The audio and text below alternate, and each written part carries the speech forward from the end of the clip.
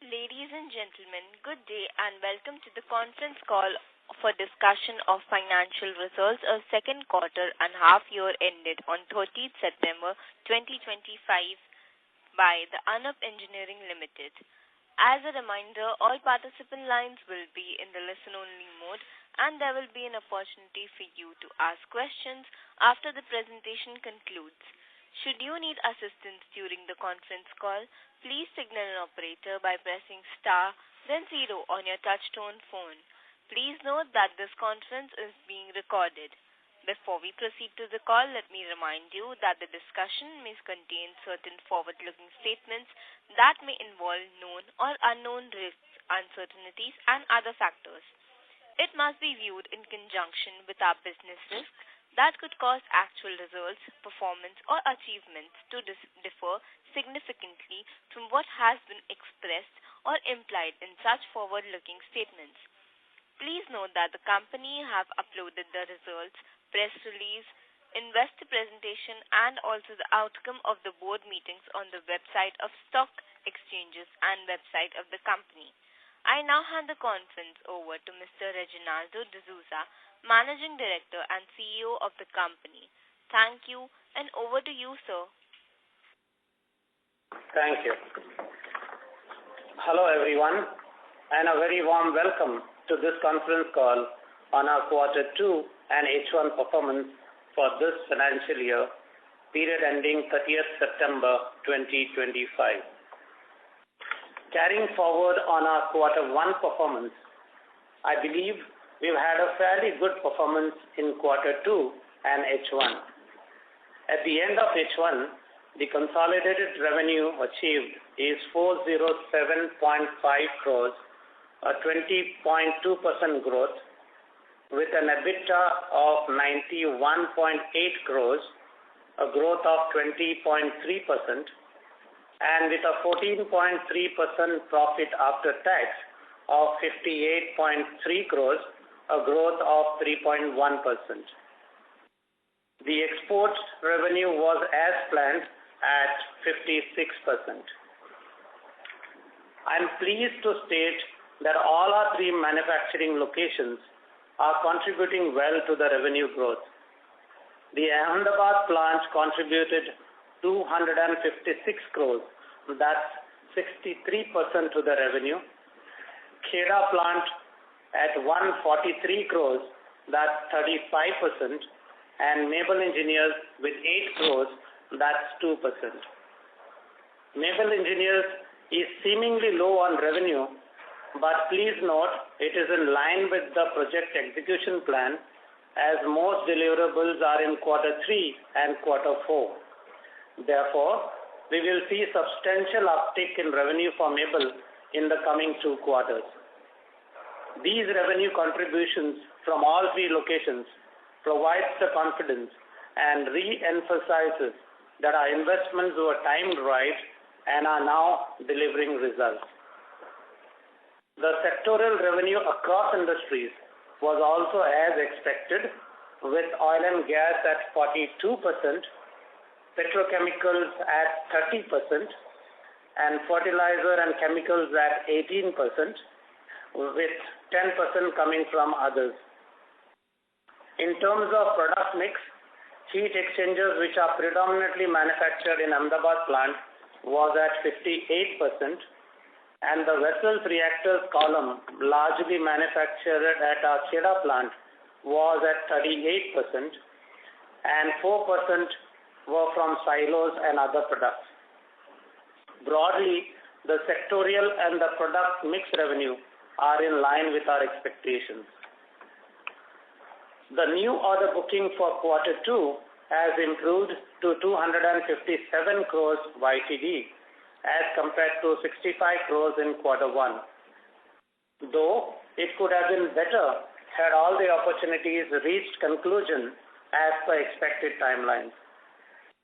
Finalization of many good opportunities, including high-value tenders, were pushed back a little and is expected to be closed by December this year, hence providing good possibilities in this Quarter 3. We have over 600 crore opportunities quoted and expected to be finalized by December this year. The current pending order book is at 568 crores, which implies that necessary orders for the growth guidance of this financial year, FY2026, has been fulfilled, and we are now booking orders to be executed only in the next financial year, that is FY27. The working capital block was a touch high at an average 3 turns, that's 120 days, mainly on account of two factors. One, lower customer advances, and second, higher debtors owing to long cycle time orders under execution, and major being exports with FOB contracts. The duration of collection has been a bit longer as it depends on the availability of ship at the port, which is in our customer scope. Incidentally, these equipment being very large in size has taken a little more time. For your information, as we speak, we have about 150 crores worth of equipment either in inland transit to the port or site or waiting at the port for the ship. But the good part is that most of it will be closed in the next 4 to 6 weeks. Hence, this working capital position is set to improve in coming quarters with improved new order booking in quarter 3 and quarter 4, thereby improving customer advances and closure of high value purchase orders in quarter 3.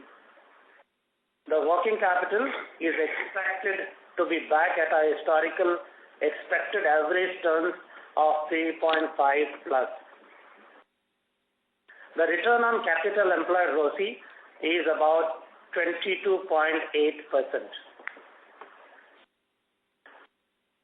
Happy to state that all our 3 manufacturing locations, that is Ahmedabad, Kheda and Maple Engineers, has shaped up well in terms of requisite capacities and capabilities and are ready to generate about 1,200 crore revenue. The construction work of phase 2 expansion at Kheda is coming to an end now, of which one manufacturing bay has already been commissioned and the other one is expected before December this year. With this, we would have increased our overall manufacturing capacity in Gujarat from 8,000 metric tons per annum to about 20,000 metric tons per year, an increase of 2.5 times in 3 years.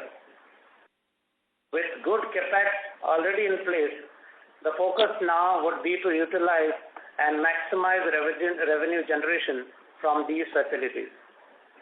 This would surely support our future revenue growth plan.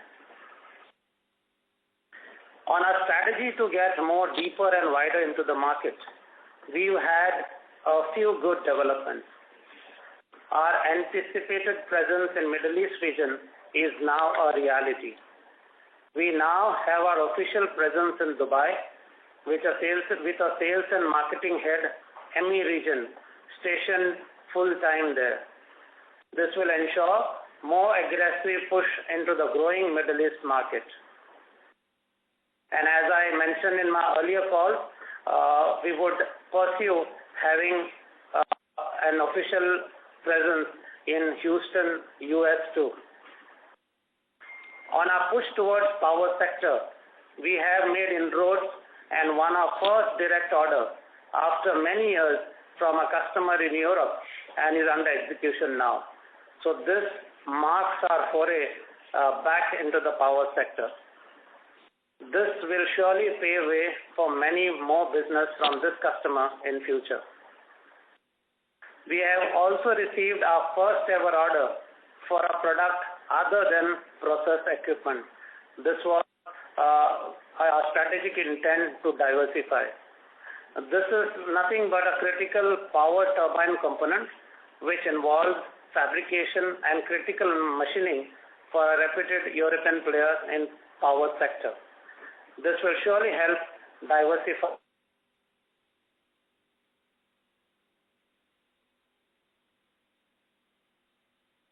we made good, interesting progress. We have booked our third order under Anup Technical Services, and as articulated earlier, we plan to execute small technical services and repairs business to help develop our capabilities to play a larger role in the future, which is part of our strategic intent.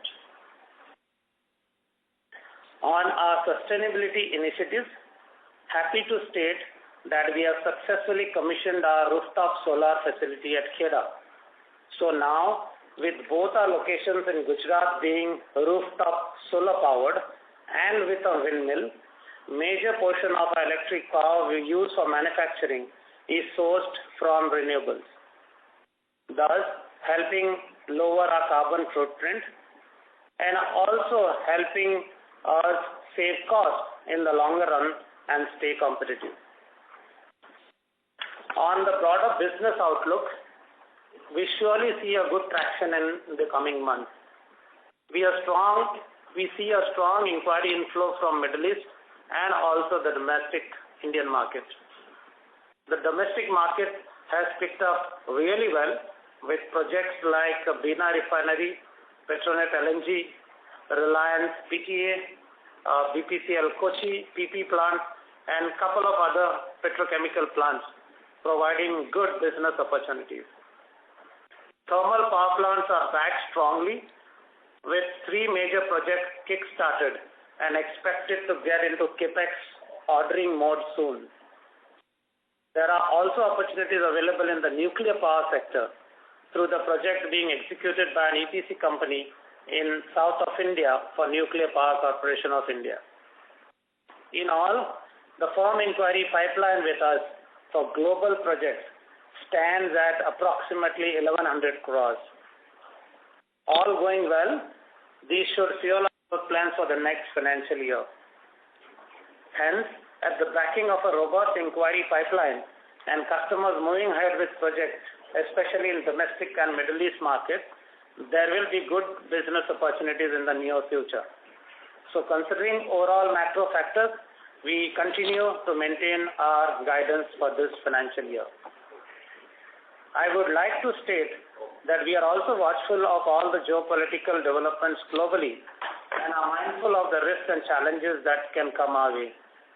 We are working on strategic levers and prepared to de-risk any business impact due to these developments.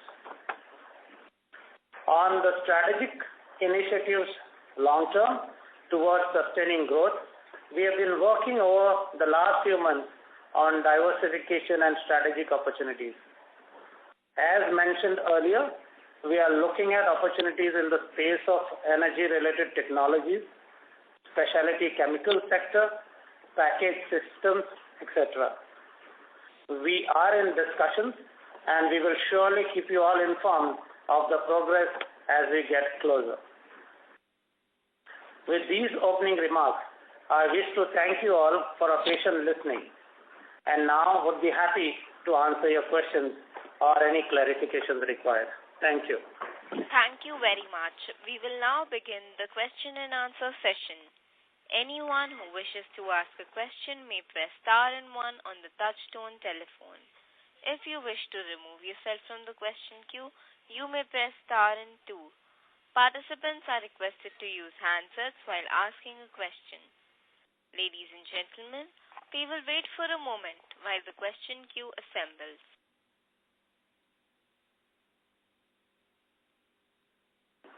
The first question is from the line of Vivek Patel from Ficom Family Office. Please go ahead. Very good afternoon. Am I audible? Yes, sir, you're please audible. Go ahead. Thanks a lot for the opportunity, sir. Please pardon my questions as I'm very new to the company. Firstly, what is the competitive intensity in the heat exchanger segment as a whole? If one were to describe the intensity on the base of, say, for example, the size of the equipment, so less than 20 tons, 20 to 100, and 100 plus. And also, does the complexity of the product increases as the size of the product increases? That will be the first question. Yeah. So considering Anup and the capabilities that we have in place in terms of manufacturing large size equipment, our competitive advantage lies anything above 30 metric tons per equipment. That's a segment that we are largely competitive with. And the second question, whether complexities increases as a size, of course, from the manufacturing perspective, yes. As the tonnages go up, the manufacturing complexities do increase. But I would say that the major complexities come in as the metallurgy or the MOC, material of construction, changes. The complexities increase further with reference to higher metallurgies. So anything in terms of tonnage below 30 metric tons is very highly competitive market. Is that the correct understanding, sir? That is correct. Because there would be players in the market who can address those with lower capacity plants and lower overheads. Understood. Thank you for that, sir. Secondly, continuing on the same lines of competitive intensity, could you please expand on the requirements of a company to become empaneled with a large licensor, for example, Engineers India? What are the requirements for a company? Yeah, so the basic capability requirements. So any licensor that a company like us would want to get registered in, we will have to make an application with all our credentials, both in terms of design and manufacturing. And then there would be obviously a shop audit conducted by the licensor, and then those credentials are assessed, and if they find suitable, they would take a company on board. So it's largely the design capabilities as per the ASME code requirements or any other certified code requirements. And second, your capability in terms of manufacturing, which would involve especially welding, because welding is the core. So you believe many players in the market would have this sort of license empaneled by especially someone as large as, for example, Engineers India or Honeywell? Many players would have this license. Very sorry. See, I think we will restrict this call to the results-related questions. I think you can reach out to us for these queries. These are all very basic nature of queries. You can join back the queue, or we can answer your questions offline. But about the result, just had one small bookkeeping question. Can you throw some light on the increased other expenses and interest expense for this quarter? And were these one-offs, or can we expect the number to continue? Thank you. So on the other expenses side, it's mostly on the marketing expenses side, which is contributed largely by the royalty part, because we are empaneled, as you said, with process licenses, technology licenses, like Lamarck heat transfer. So any helix heat exchangers that we make, and we made large, we have to pay royalty to the licensor. So we had a good amount of helix heat exchangers and M-Buffer technology heat exchangers manufactured, for which the royalty needed to be paid to the licensor, which was not part of the previous year. So when you compare, that looks to be on the higher side. But having said that, the costs are part of our cost built into the estimation, and that's why you'll never see that impact truly on the EBITDA. And that's why you see our EBITDA maintained at that position. Thanks a lot for your answer. Thank you. All the very best. Pleasure. Thank you. Thank you very much. Ladies and gentlemen, in order to ensure that the management is able to address questions from all participants, I kindly request everyone to limit your questions to 2 per participant. The next question is from the line of Chetan Bora from Abacus Asset Management. Please go ahead. Yeah. Hi, Reggie. Reggie, wanted to understand our order book which was always, above 850 crores, has gone down to 575, 80 crores. What's your view on that, and whether we would be able to see, the order book again going back to about 850-900 crores, Reggie? Yeah, hi, Chetan. Yeah, so you're right. The order booking, as I mentioned in my opening remarks too, could have been better. If you look at the firm inquiry base or the market, you'll find that we are almost at about 1100 crores kind of an inquiry bank position. So the opportunities in the market stayed. Unfortunately, things which were supposed to get finalized, like there are a lot of tenders that we've quoted, which were we were expecting it to close before Diwali holidays, but it didn't. It moved and got postponed to post-Diwali. And that's where we are expecting most of these tenders and inquiries on board to be finalized either in the month of November or December. So we are pretty confident of moving back to our order positions.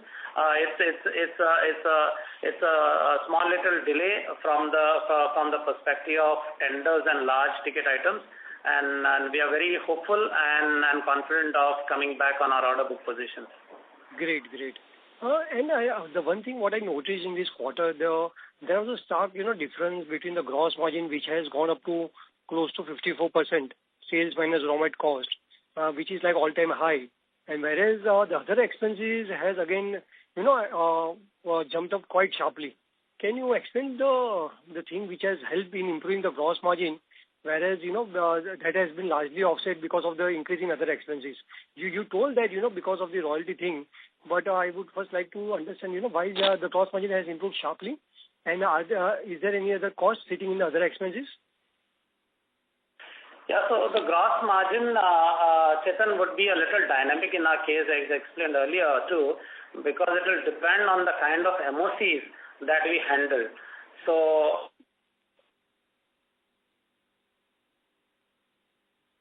Hello.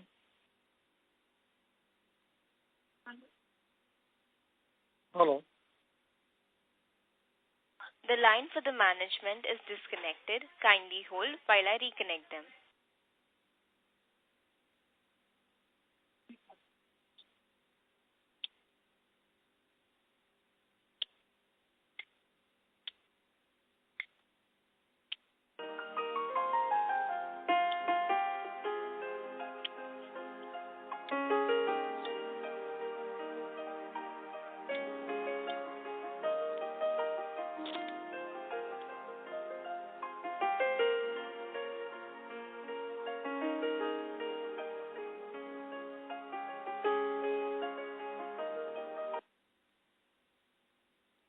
The management is back in line with us. Please go ahead, sir.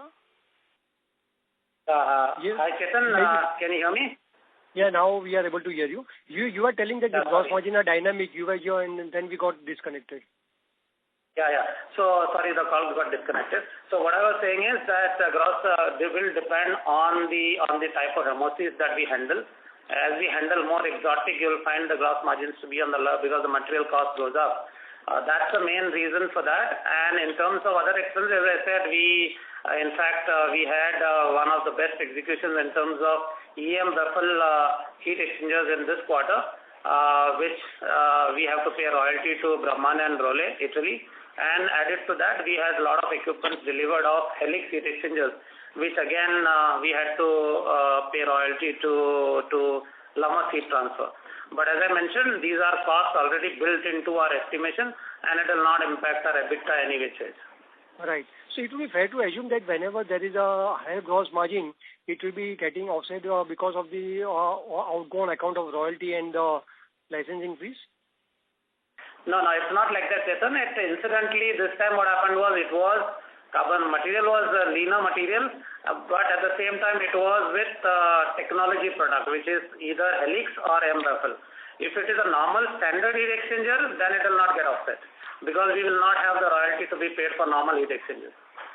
So on a continual basis, other expenses, percent of sales, what it should be? Because ideally it was in the range of 17-18%, and this quarter it has gone up to close to 26%. So what should be the range for the other expenses as a percentage of sales? So on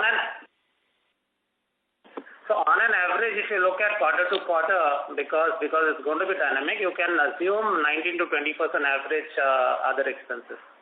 Right. And other one on the interest cost also, though it is not sharp, or it is not that material, but the quarterly interest cost has gone up to 2 crores, which was like 60-70 lakhs every quarter. Anything which is led to this? That's mainly because of the working capital block. If you look at our working capital block, and as I explained, we had very long cycle items and largely FOB contracts, which are ODC. So it took about 30 days from my shop to the port. So that's where we needed some working capital, and that's why it's a short term and one-off. Oh, right. Okay. Thanks, Reggie. Pleasure. Thank you. Thank you very much. The next question is from the line of Jaiveer Shekhawat from Ambit Capital. Please go ahead. Sure. Thanks for taking my question. Reggie, hi. Good evening. Reggie, first question, the inquiry pipeline that you have shown in the deck, about 850 odd crores. What would be the strike rate of that, and by when do we expect to finalize that? Yeah, hi, Jaiveer. So these are inquiry pipelines which should be finalized as per the normal timeline in the next 3 months. That's the window which normally takes for any firm inquiries in our hand. And the strike rate for these, because these are focused ones, their strike rate should be anywhere in the region of 30 to 35%. Understood. So with that, and it will be rolling. So 1100, if you see, even in the last call, we had close to about 1,000 crore inquiry. Some got finalized, the new ones came in. So this 1100 crore, considering the macro dynamics today in terms of how the market is moving, I believe for the next 6 to 7 months, the average inquiry pipeline should be in the range of 1100 to 1200 crore, which augurs well for us. Understood. So on a quarterly basis, I think we can still expect about a 250-300 crore of an order intake. I mean, if your inquiry pipeline tends to be about 1,000-1,200 odd crores with that 20-25% strike rate, is that a fair understanding? Yes, in fact, that's our strategy as well. The intent is that every quarter we should be getting in at least approximately about 200 to 250 crores fresh order intake. Understood. With respect to your FY27 growth targets, because I think you've talked about at least maintaining around a 20% growth on top of the 850 odd crores of revenue that you do, what kind of opening order book would you want to be starting the year with, and what order book would you be comfortable with? So at the starting, as I mentioned earlier, as we step into the 1st of April of the year, we wish to have at least 75 to 80% of the revenue planned for that particular year. So if you look at from FY27 perspective, we should be comfortable with anything between 700 to 750 crores. Understood. And I think this quarter we have seen an increasing pickup in order intake, as you had also been highlighting in the previous call as well, across both domestic as well as exports as well. So in terms of your inquiry pipeline, is that more focused on the domestic at the moment, or are you seeing uptake in the exports market as well, especially Middle East and other regions? No, it's almost 50-50. Good uptick in domestic from nowhere. If you look at previous 2 quarters, there was nothing. And international global has continued to get in good inquiries. Of course, especially driven by Middle East. So I would say 50-50% is the inquiry pipeline. Understood. Thank you so much and all the best. Thank you. Pleasure talking to you. Thank you very much. The next question is from the line of Gopalakrishnan Subramaniam from Utkarsh Investments. Please go ahead. Excellent afternoon, sir. Are you able to hear me? Yes. Yeah, great. Yeah.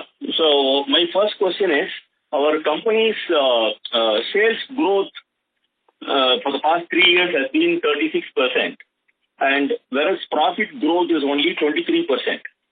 And even in the trailing 12-month period, it is not a very encouraging scenario. Why this profit growth is lagging behind the sales growth consistently? This is my first question. Can I go to the second question, or should I wait for the answer and then ask my second question, sir? Hold on, we'll answer your first question. Yeah. So if you look at the tax as a percentage in corresponding period, then tax as a percentage was quite low because there were certain ESOPs. If you look at the result declared, then during corresponding period last year, the ESOPs as exercised were of 101,000. That is the reason there was a huge tax benefit which led to a lower tax. And that is not the case in current period. That's why if you see the revenue, EBITDA and the PAT, PBT has increased, whereas the PAT has not decreased in the same fashion. Okay. Thank you, sir. So going forward, what you are saying is profit growth will overtake the sales growth. Can I take it like that? It would be largely in line with the top line growth. Okay. So, fine. And then my second question is regarding the order. See, in FY25, we did around 730 crore turnover. So if you take 20% to that, it will be 880 crores is what we should be achieving in FY26. In that, we have already done 408. Which means our balance 472 is there. In that 472, we have an order of 569, which means as of today, even if we don't get any order till March, we will have a pending order of 200 crores as on 1st of April. And going forward in the next 6 months period, we should get enough orders to, cater to FY27. So as on 1st of April, we should have almost the entire year covered. Is my understanding correct? And in that, any American orders are likely because if, I'm sure some tariff clarity will come. So, as of now, we don't have any dependence on America. But going forward in FY27, what will be the extent of dependence of American orders? Yeah, so as mentioned earlier, as we step into any new financial year, we wish to have 75 to 80% of the revenue plan for that year. So in that perspective, as I mentioned, anywhere between 700 to 750 crores as on 1st of April, pending order book, we should be comfortable with. Why 75 to 80%? Logic is because there are short-term shutdown requirements which customers want, which needs to be delivered between 6 to 8 months and which are very profitable orders. And that's the reason we keep about 20 to 25% capacity for short-term delivery items. So that's the first answer. On the US, of course, as I mentioned in my previous call, for these numbers that we are talking about right now, we have discounted any opportunities in United States because we are waiting for a certainty for the tariff. But having said that, we are also in discussions with customers in the United States for inquiries, which will be materializing in 2 to 3 months time frame. And I'm pretty sure we are all hopeful that some certainty on tariffs will evolve by then. So that should give us further fillip to the order book position before March. Thank you, sir. One more slight clarification, sir. This 200 crore invoice was pending because there was no space with the customer. Have you dispatched those 200 crore orders, sir? So, of which we had already made close to about 80 crores. The balance were in the process. We have not dispatched those, but we have come to a very good negotiation with the customer. They are, of course, paying us for the storage charges. And also, they have given a firm date to pick up in the month of February. So, there are ships being booked and they will be delivered. And at the same time, they will be paying us 90% of the money, even without dispatching those goods. So, all in all, pretty good settlement and more certainty in terms of when the equipments will move out from here. Okay, sir. And then one more thing, sir. I see you were saying that the short-term borrowings have gone up because there is not much of advance payment from the customers. Is it because we are dealing with two big customers and their standard terms are not giving any advance and we had to pay the raw material supplier ahead of time to get the material and all of that? Is it because of dealing with two big customers? So let me clarify. This lack of advances is not because customers are not paying us. It's only because our order book intake in the quarter one and the previous quarter was not that great, because of which the advances had dropped. Now with quarter two having improved, these advances will come as the milestones arrive in the month of November and December, and the advance book positions would go up. So it is not because customers are not paying, it's only because our order intake was not in line with our expectations. Okay, sir. Thank you. Thank you. All the best, and hope to meet you with the next quarter call, sir. Thank you, sir. Thank you. Thank you for your question. Thank you very much. Participants who wish to ask a question may press star and 1 at this time. I repeat, participants who wish to ask a question may press star and 1 at this time. The next question is from the line of Darshil Zaveri from Crown Capital. Please go ahead. Hello. Good evening, sir. Thank you so much for taking my question. Firstly, congratulations on a great set of results, sir. Hopefully, I'm audible. Yes, please go ahead. Yeah. Hi, sir. So, sir, a lot of my questions have already been answered, but just like one question that I had, that we are saying we want to, start the year with around 750 crores order book, which would be around 75-80% of the revenue plan. So, if I reverse calculate, that would mean that we want to, target 1,000 crore year for us. Is that a fair way to look at it? Yes. But then, with compared to the growth that we have been done in the past, that would not be substantial, right? We are planning 20% this year. 1,000 crore over 850 crores would be around 14-15%. So, is there like any upside that we want to guide for in that way? So if you look at when I say 1,000 crore, it will be little over 1,000 crores. So what we said is we had great 3 years in terms of our CAGR growth of 37% approximately, with a lot of investments done. Now we have completed with all our capex investments in terms of capacities, and now it's time for us to deliver results on those capex. So from a lower number, we moved very aggressively for the last 3 years, and now we need to stabilize our operations. And if you have heard our guidance, we were supposed to grow aggressively for the first 3 years and then normalize it in the range of 20-25% growth rate. Because beyond 1,000 crore, I am pretty sure you would understand that growing at 37% will be too tight for this kind of an industry. Having said that, this growth plan is only for organic growth plan. Anything that we are doing on the strategic acquisitions or anything else that comes our way inorganically, that would be upside of it. So that, as I mentioned, we will come back to you as and when developments do happen. But these growth plan is purely on our organic growth with the product portfolio and the customer base and the sector that we have today.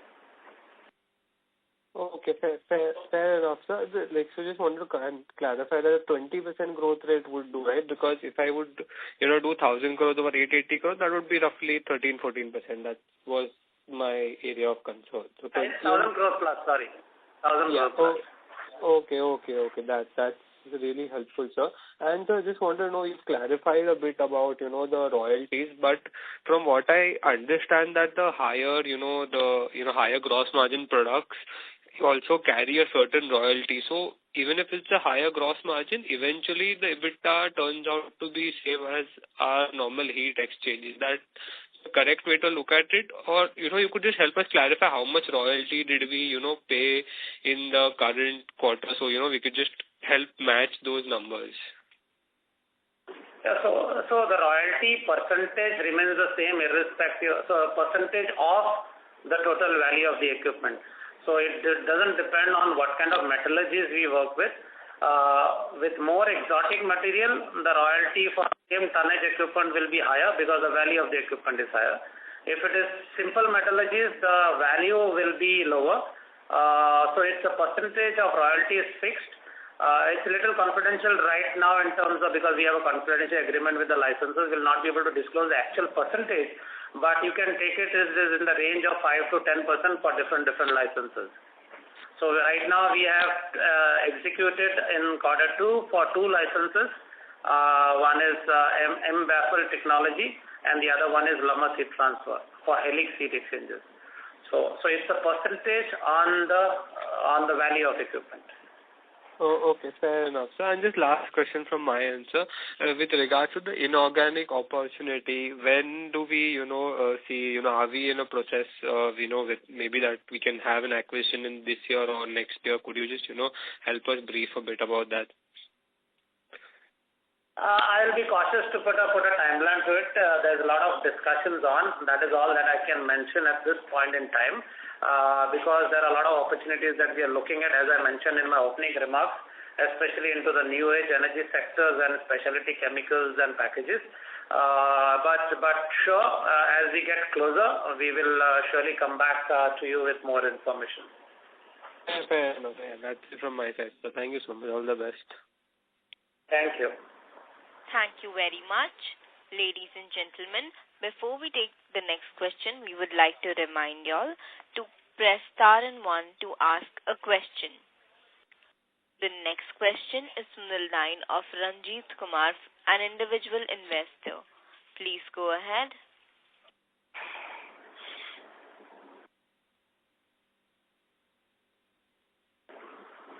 Mr. Ranjit Kumar, please go ahead. Hi, Reggie. How are you? What percentage of sales was export to U.S. last year before Donald Trump came into place?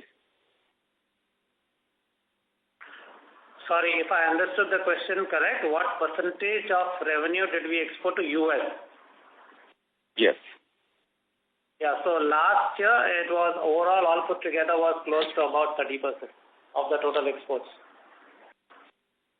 So you are going to hit with tariffs. What's your forward take on this? Because that's going to affect your, because huge percentage of sales comes from U.S. and tariff is going to affect you. How do you expect that in next quarter and next year? Yeah, so let me get it. What are you doing to mitigation? So 30% of our exports, so that's roughly about 15% of our revenue we exported last year. This year, if you look at, we have hardly anything that is exported to U.S. directly because we didn't have any order book from there. We focus more on Middle East. Tariff, of course, as I mentioned in my call, last call as well, for us, whatever contracts that we take from our customers is freight on board FOB India port. So obviously it impacts us in terms of landed cost and the competitiveness when customer looks at it from US lens. But as I said, in all our projections that we made, we've right now discounted for the business from US. Anything that comes from US is going to be a bonus for us. Having said this, as mentioned, we are in talks with customers right now from United States for many inquiries, despite having 50% tariffs. And we are pretty sure, based on the conversations and I believe the way tariffs are, things are going to normalize in maybe maximum 3 months. But of course, as I said, that's going to be bonus for us. We have discounted business from US from our projections right now. And when did you start your office in Houston? We have not started. We have plans to start.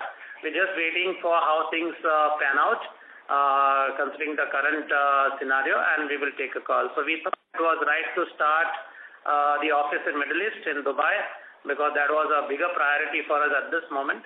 The next would be Houston. Perfect. Thank you. What are the reasons this company is 6 decades old, 60 years old, and you're in oil and gas and petrochemicals, while Houston is probably $550 billion GDP that combined Gujarat and Maharashtra together and consuming 19 million barrels a day? how do you explain that you had no presence in Texas and U.S. for this long, and you are in oil and gas? Because for me, oil and gas, U.S. is bigger than Saudi Arabia or UAE combined.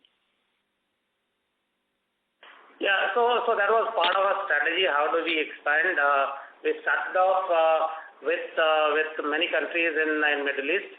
We had representations in Abu Dhabi, we had representations in Oman, Kuwait, and now official presence in Dubai.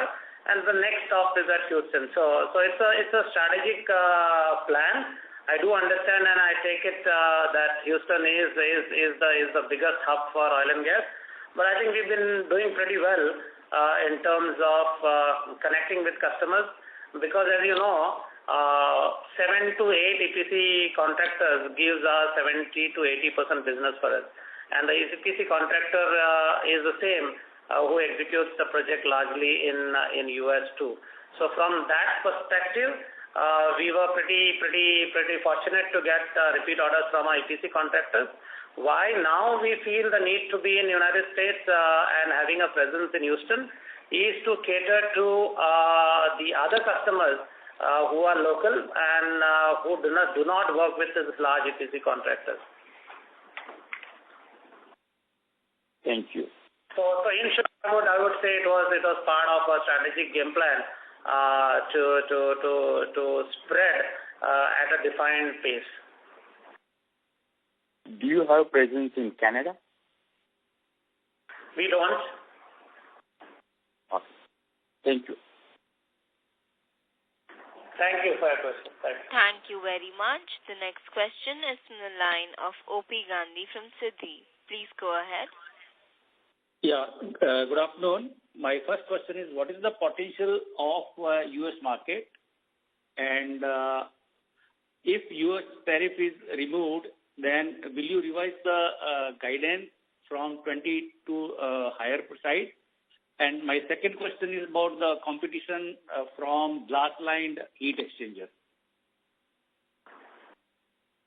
So, in terms of glass-lined heat exchangers, let me answer that. We are not into glass-lined heat exchangers, so we do not compete with them. We are purely non-glass-lined at this moment. In terms of US can be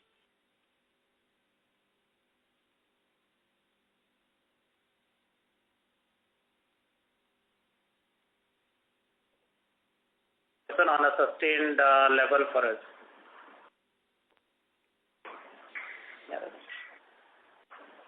Was any other question which I missed? And suppose if US tariff is shortly announced, then will you revise your guidance for next year? Okay. So our guidance was largely from the perspective of our strategic roadmap of growth. Yes, with US providing more opportunities, we could look at a slightly higher percentage, but broadly our growth plan of 20% plus was guided by our strategic roadmap. Okay, thank you, sir. Thank you, pleasure. Thank you very much. As there are no further questions, I would now like to hand the conference over to Mr. Reginaldo D'Souza for closing comments. Thank you all for your interesting questions, and I hope I was able to clarify to your satisfaction. In case if you have any further queries, please feel free to connect with us and we would be happy to respond. I take this opportunity to thank my wonderful team at Anup and to each and every stakeholder helping us deliver performance. A big thank you to our shareholders for your trust and support as always. Thank you, take care and stay healthy. Thank you. Thank you very much. On behalf of the Anup Engineering Limited, that concludes this conference. Thank you for joining us and you may now disconnect your lines. If you found this video helpful, please like, share and subscribe to Concall India for latest upcoming Concall.